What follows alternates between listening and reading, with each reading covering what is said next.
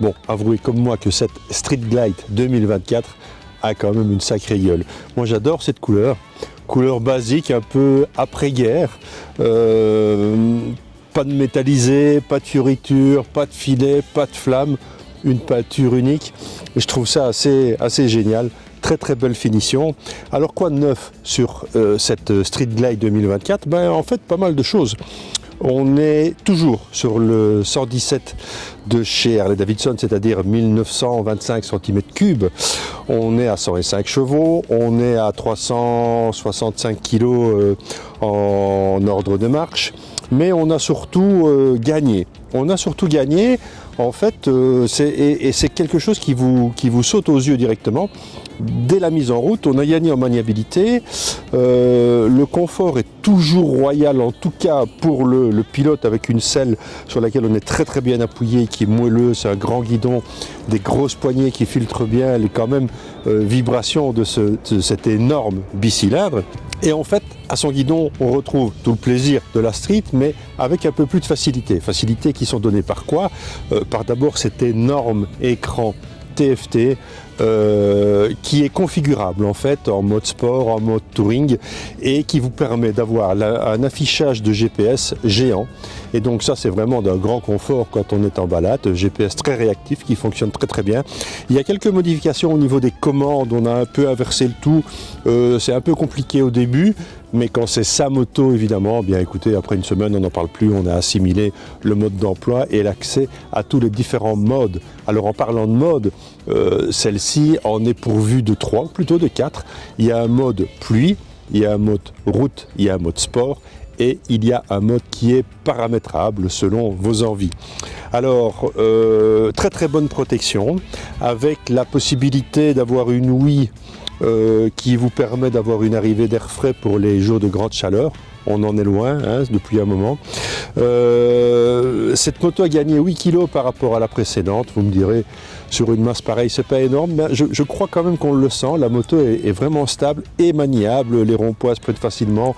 Les changements d'angle en ville, à un feu rouge ou des choses comme ça. Franchement, la moto est vraiment agréable et ne donne pas de sueur froide quand on est à de basses vitesses.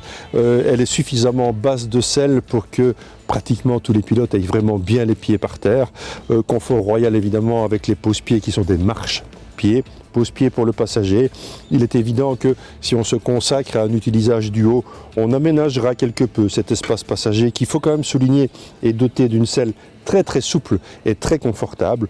On offrira à madame un petit sissi-bar pour pouvoir se poser gentiment. Voilà une Street Glide 2024 qui en fait allez, c'est encore un plus, parce que c'était quand même cette Street déjà une sacrée bécane. C'est une de mes préférées dans la gamme Touring, parce que j'aime bien sa gueule. Là maintenant, on a incorporé des LED, comme vous voyez ici à l'avant. Même chose à l'arrière, mais ça lui donne une sacrée belle finition.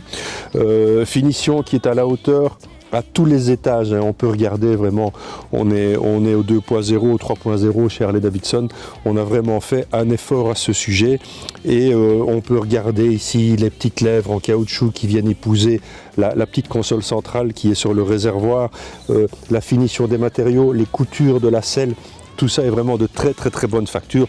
Vous allez me dire, ok, heureusement, parce qu'on est quand même à un tarif de base de 31 995 €. À ce prix-là, on s'attend évidemment à avoir un peu de qualité, et on l'a.